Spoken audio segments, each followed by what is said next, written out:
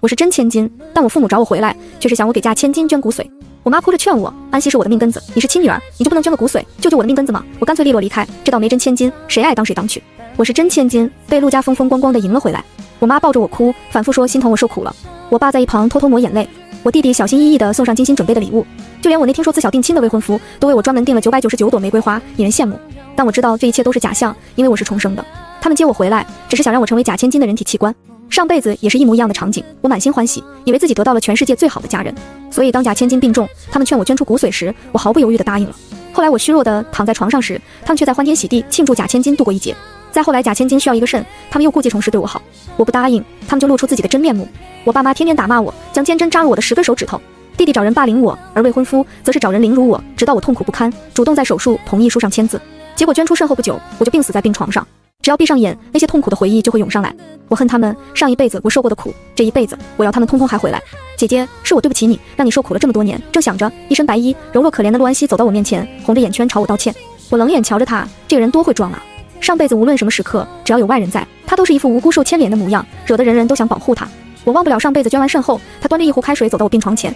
姐姐，你这身器官我用着甚好，但是我不太喜欢你的皮囊呢。然后将滚烫的热水尽数倒在了我的身上，烫出一个个丑陋的伤疤。倒完后，他惊讶地捂住嘴。姐姐，对不起，我不是故意的。因为他受到惊讶，全家人还安慰了他许久。谁是你姐姐？你不是个假货吗？我冷冷讥讽。陆安熙的脸瞬间又白了一分，眼泪积蓄在眼眶里，要落不落的样子。在场的人眼中都闪过一丝对我的不满。妈妈陈芳唯恐我再为难陆安熙，连忙出来打圆场。唐离，安熙现在也没有地方去，就让她留下来好不好？当你妹妹，这样也能陪你玩是不是？说到底就是想让陆安熙留下来。上辈子我一听这话，为了表示自己懂事，就同意让陆安熙留下来，还说自己会好好照顾她，当好一个姐姐。我那时不明白，他们若是真心疼我过得辛苦，又如何还会让陆安熙留下来？他们明明知道陆安熙的父母对我百般虐待。我不同意，这个家有他没我，有我没他。此话一出，弟弟陆晨阳就急了，你太恶毒了，安熙姐姐那么柔弱，离开陆家要怎么活？到底是少年心性，要装也装不彻底。爸爸陆伟航赶紧瞪了一眼他，训斥，怎么和你姐姐说话呢？你忘记我对你说过的话了吗？这一句是警告，也是提醒。少年立马就蔫了。未婚夫宋清和轻轻摸了摸我的头发，语气温柔，我觉得安熙搬出去比较好，不然对唐离多不公平。天知道，我上辈子就是因为这句话，从而喜欢上宋清河的。无论什么时候，他总是第一时间为我着想，体贴地关注我的情绪。他是如此温柔，甚至当他亲眼看着别人强暴我时，都还在宽慰我。疼吧，没关系，忍忍就好了。我看着他们一个个伪善的面孔，忽然又改变主意了。搬出去，这家人只会给陆安熙打造一个更舒适的环境，该多没意思。我同意陆安熙留下来，众人的脸上纷纷涌出喜意。但是他只能住杂物间，杂物间那是上辈子我住的地方。那时陈芳借口说家里没有多余的房间，只能委屈我。其实只是他们懒得收拾而已，我不过是一个暂住的人体容器，他们怎么肯上心？没有人说话，大家的脸色都难看。不愿意，行，我走了，这破千金我不当了。陈芳吓得连忙拉住我，心疼地看了眼陆安熙，最后咬牙同意。当晚我路过杂物间，发现小小的空间被各种珍贵物件堆得满满当当。我亲妈心疼地给陆安熙铺好床，妈的乖乖呀，你就委屈一下。我亲爸沉着脸，安熙，你先忍忍，等他没用了，我弄死他这个孽障。弟弟义愤填膺，姐姐你放心，等到学校我找人收拾他，给你出气。我的未婚夫则是温柔的陆安熙脱鞋，你身子不好，别总是穿这种高跟鞋，我托人从法国订制了软皮鞋，明天就给你送过来。说完又道，好了，别气了，为那种人不值得。我安静地看着这一幕，千疮百孔的心早就感觉不到痛了。我只有期待当所有阴谋都落空，他们的表情该有多精彩。第二天要去学校报道，陈芳特意准备2辆车，前面的一辆外表华丽，内里破烂，而后面的一辆虽然外表不起眼，但是内里却舒适不已。安熙，你要让着姐姐坐后面那辆破车去。陈芳假意训斥。陆安熙则是弯了眼眸，装出一副谦让的模样。姐姐，你坐好车，我坐坏车，他们这些拙劣的表演让我发笑。我径直坐上后面的车，妹妹说笑，自然是我这当姐姐的要让着妹妹。陆安熙面容僵了僵，最后无法，只能坐上破车。下车的时候，陆安熙脸色极其苍白，一副要昏迷的模样。我当然知道那车里的味道有多熏人，上辈子刚下车我就吐了，然后被学校的人嘲讽是个土包子，没坐过好车。我没忽略陆安熙眼中一闪而过的恨意，因为这车本来就是他故意安排的。进了班级，立即有人上来对陆安熙嘘寒问暖，他一向在班里立着一个好人设，得到优待也不奇怪。反观我站在一旁，明明是个新生，还没来得及做任何事，但大多数人眼中都是对我的反感。我用脚趾头想，也知道这是陆安熙苦心宣传的结果。陆安熙仿佛是回到了自己的主场，对我一笑，姐姐，班里人太热情，忽略你了，真是抱歉。不过你也不要怪大家，都怪我身体不争气，让大家挂念。他话一说完，就有人嘀咕，陆安熙好温柔，好有礼貌，他真的是假千金吗？我看会不会是弄错了。虽然是假的，但当真的养了10几年，这浑身气度都养出来了，比真的那位千金好太多了，立马有人附和。这是陆安熙送我的下马威。我上辈子没见过这种阵仗，也看不懂这些弯弯绕绕，只在自己身上找原因，怪罪自己没本事，结果越卑微就越被人看不起。我给大家点了东西，一会儿就到，就当是谢礼吧。陆安熙狡黠地眨了眨眼。这时从外面冲进来好几个穿正装外卖员，大喊谁点的星巴克大单？天啦，安熙你太有钱了吧，点的还是最贵的套餐。有人凑过去看了一眼，瞬间惊呼。陆安熙愣住原地，有点反应不过来。我理了理鬓角，这是我点的，分给大家吧，就当是见面礼了。外卖员开始一个个的分发，拿到的人先是尴尬，看了一眼东西，脸上瞬间满是惊喜。大多数人都不是土豪，星巴克对他们而言已经算是奢侈了。瞬间风向转变，大家仿佛才发现我，纷纷向我示好。过了好久，陆安熙点的外卖才到，只是很廉价的甜腻奶茶，甚至因为外卖员没拿稳，包装脏污不堪，没人去拿，因为大家都饱了，看不上。外卖员点头哈腰的朝陆安熙道歉，陆安熙气得失去涵养，骂了外卖员一句。外卖员大概是个新手，闻言不买道，有本事你也像别人一样点个豪华配送啊，自己没钱还骂人，什么东西？陆安熙瞬间气得晕了过去，有人下意识想去搀扶他，反应过来又小心翼翼地看了一眼我。扶他去吧，我这假妹妹身体不知道能撑多久。扶的人立刻脸上闪现懊恼，他不应该扶的，假千金明显没多少日子了，而真千金现在才是他们要讨好的对象。我懒洋洋地回到座位，很满意，大家都看清了局面，人都是趋利避害的，与其卑微地讨好他们，倒不如用实力向他们证明，跟着我才能得到最大的好处。上辈子我怕花爸妈的钱，但又想融入他们，所以每次都费力地讨好班里人。结果班级人只把我当免费的劳动力，随时邀来喝去，甚至不让我进班群，然后在班群里骂我小家子气。这辈子我不节约了，我只恨花不完陆家的钱，我甚至在考虑要不要雇几个人帮忙花钱。得知陆安熙晕厥，陆成阳和宋清和急匆匆地跑来医务室。陆安熙趴在宋清和怀里，哭得梨花带雨，楚楚可怜。陆成阳愤怒地捶向墙壁，他太恶毒了，姐姐你放心，我找人揍他一顿，让他老实点。宋清和抚着陆安熙的头发，满眼心疼。听到陆成阳的话，他提点道：成阳，记得做得隐蔽一点，安熙的身体越来越虚弱了，不要让他看出端倪。陆成阳点了点头。我站在医务室门口，指甲几乎掐进肉里。无论上辈子还是这辈子，这些人阴毒的心思一点都没变。我转身离开，来到一处拳馆，一进门就是一屋子的帅哥，齐刷刷地看向我。我要雇你们这里最厉害的人当我的保镖。有人吹声口哨，我们老板最厉害，不过他很贵哦，10万一天，300万先雇1个月，怎么样？在场的人都张大了嘴巴。忽然期间有人轻笑了声，好，就这么定了。我循声看去，发现笑的人居然是沈星灿，学校风云人物，校霸、校草和学神的结合体，全校老师又爱又恨的学生。既然他出声，说明这拳馆没有骗我。之前听说这沈星灿能一挑20，方圆百里没人打得过他。我再出50万，找几个人帮我揍个人。我沉吟一会儿，又开口道：陆成阳，你想揍我，那就看我俩谁揍谁。陆成阳一出校门就被人带到了巷子里，照着麻袋使劲揍。我慢悠悠地拿口红在自己身上涂抹，伪装成受伤的模样。沈星灿挑眉，这是要做什么？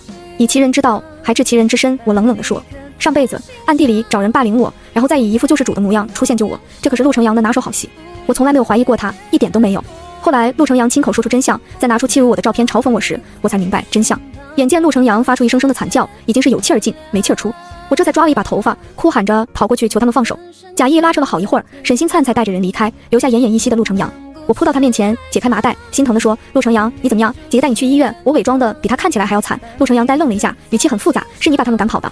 谁要你帮忙？我硬逼着自己流了几滴泪。你是我弟弟，就算死我也要保护你。如果没看错，陆成阳眼中划过的是感动吧？原来霸凌者也会被感动啊！我艰难地扶起陆成阳，他疼得龇牙咧嘴，我努力装出一副疼在他身痛在我心的模样。快到医院的时候，他忽然闷闷地来了一句：你如果不是我亲姐就好了。躺在病床上的多少个日夜里，我也是这么想的。如果我不是陆家的真千金就好了，我就不会过得那么悲惨。我眼下眼中的恨意，假装好奇地问他嘀咕什么。陆成阳带上笑脸，我说：有你这姐姐真幸福，一直陪着陆成阳折腾到半夜才回宿舍，发现宋清河守在我的寝室楼下，手里提着一袋药。听说你被人欺负了，我来给你送药。你第一天入校，大家生疏，难免对你苛刻了点，你别放在心上，真不愧是宋清河，连劝我被打标还手的话都说得这样冠冕堂皇。谁告诉你我被欺负了？是陆成阳，他被人揍了，可惨了，我去帮他才受伤的。宋清河低头的动作一顿，眉头皱了皱，然后又舒展开来，温柔地替我查药。那你也受苦了，改天我说说陆成阳，怎么能让你受伤呢？昏黄的路灯下，我细细地凝视着宋清和俊朗的容颜，生了这样一副好面孔，怎么却有一颗阎王心呢？我知道宋清河从未喜欢过我，但我知道他也不喜欢陆安熙那种类型。与其说他喜欢陆安熙，倒不如说他喜欢呵护陆安熙，就像哥哥呵护妹妹一样。更甚至，我知道宋清河会为什么样的女孩子着迷。宋清河骨子里是悲观的，所以他喜欢那种热情的，会张扬着说爱他，为他不顾一切的女孩。只有这样，他才能体会到爱，才会毫无知觉地沉溺其中。我天生含蓄内向，而陆安熙天生柔弱，善于伪装，都激发不了他的爱意。以前的我不可以，但现在的我可以。我真的很想看看，这样一个菩萨面孔、阎王手段的人，彻底爱上一个人会是怎样疯狂的样子。他还会舍得亲手将我送给陆安熙当人体器官吗？我踮起脚尖，大胆地吻上宋清河的眉间，像是偷吃了什么糖果一样，喜滋滋地说：你真好看。宋清河愣住了，皱起眉头，有点不高兴。江堂里，你是女孩子，不可以这样。我委屈地嘟起嘴，可我喜欢你嘛，爱意怎么可以藏得住？你藏一个给我看看。宋清河一时间没话说了，我第一次看见他卡壳的模样。最后，宋清河是落荒而逃的，对我直求的话撩拨跑了。看着他消失的身影，我脸上的笑容逐渐消失。宋清河，我和你的游戏开始了。从这天起，我开始攻略宋清河。我每天上表白墙发一篇向他表达爱意的小作文。我看着他表面上斥责我行为大胆，背地里却偷偷浏览我发的每一篇动态，后来甚至将他们收藏到一个私密文件里。我每天大摇大摆地带着一群人，声势浩大地给他送早餐。我看着他从一开始偷偷扔掉早餐，到后来放任不管，再到后来会不自觉地吃掉早餐。我有一天送早餐时故意迟到，发现他皱眉盯着空荡荡的桌面，眼神阴鸷。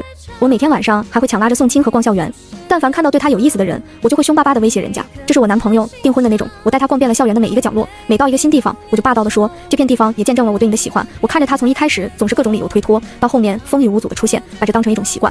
我们走完了校园最后一个陌生的地方，他说校园的每一个地方我们都走遍了，我却摇了摇头，只间隔着衣服戳着他的心脏。不，你的心里我还没去过呢。宋清河有些失态地握住我的手，张了张嘴想说什么，但却被一旁居然冲出来的陆安熙打断了。清河哥哥，我身体不舒服，你带我去医院好不好？陆安熙捂着胸口，脸色发白。宋清河犹豫地看了眼我，陆安熙见状，脸色更加苍白，眼神甚至带上恐惧。他哭着说：“清河哥哥，我疼。”宋清河最终还是带他离去。临走前，陆安熙看着我的方向，露出了一个厌恶的表情。我垂下眼眸，宋清河，看来你还是看不清自己的心啊，那就让我再给你加一把火吧。我删掉了所有表白墙动态，不再给宋清河送早餐，也不再去找他。没了他，我还有很多的事要忙，比如教训我亲爱的弟弟。因为和宋清河走得实在太近，陆安熙对我的不满越来越深，已经好几次催促陆程阳霸凌我。陆程阳在犹豫许久之后，还是打算找人霸凌我。只解救过他一次，还不足以完全感动这只喂不熟的白眼狼。其实也习惯了，我上辈子那么疼他，有什么好吃的都想着他，甚至连他的脏衣服都是我洗。结果呢，这只白眼狼还不是一边享受着我这个亲姐姐对他的好，一边找人霸凌我，只为讨他的假姐姐欢心。我决定搞发大的，好好戳一戳他那颗快黑透的良心。我找了些要钱不要命的混混，要他们绑架陆程阳和陆安熙。我记得陆程阳之所以对陆安熙这么好，就是因为小时候两人被绑架过一次，陆安熙能为了陆程阳不要命。基于我对陆安熙的了解，这个说法我一个字都不信。既然陆程阳这么愚蠢，还想着对陆安熙掏心掏肺，那我就借这次机会让他看清楚他这个好姐姐的真实面目。找完混混，我又去找沈星灿，这个300万是时候该发挥他的作用了。我找他的时候，他笑得很痞，金主，你终于找我了，怎么今晚要我伺候？说的好像我们之间是什么见不得人的关系一样。我正准备说话，忽然后面传来宋清河阴沉沉的声音：江棠离，他说的话什么意思？我回过头，看见他一脸怒意，英俊的脸难得憔悴，手上还提着2袋小笼包，那是我最喜欢的早餐。看来在许久等不到我之后，他慌了。这和你好像没有关系，我倚在一旁似笑非笑地说。宋清河猛地看向我，眼神满是震惊，他从未见过我这样绝情的模样，因为每次都只有我眼巴巴凑上去讨好他的份。我拉着沈星灿要走，宋清河却猛地拉住我，低声问：你到底怎么了？我一把甩开他的手，盯着他：你真的不知道吗？既然你已经选择了陆安熙，那么又来找我做什么？他生病了。宋清河的语气很艰涩。我冷笑一声，依旧拉着沈星灿要走。宋清河还要追上来，却被我的一句话定在原地：在你没有想明白之前，我不会见你。宋清河，你只能爱一个人。宋清河，让我帮你做出选择吧。我将沈星灿拉到一个僻静处，向他说了我的计划。我要他演一场好戏，一场英雄救美的好戏。沈星灿听完挑眉：你要我救陆安熙？英雄救美？你难道不知道他可能会爱上我？我知道，我就是要他爱上你。然后我要你帮我一起弄垮他，弄垮整个陆家。沈星灿笑了，反问我凭什么帮你？我慢条斯理地捋了捋碎发。沈星灿，你有个妹妹，现在生病住院，叫沈婉星，是熊猫血对吗？沈星灿的脸色沉下来，盯着我的眼神阴寒不已。你怎么知道？我盯着沈星灿，难怪之前我见到他时总觉得似曾相识。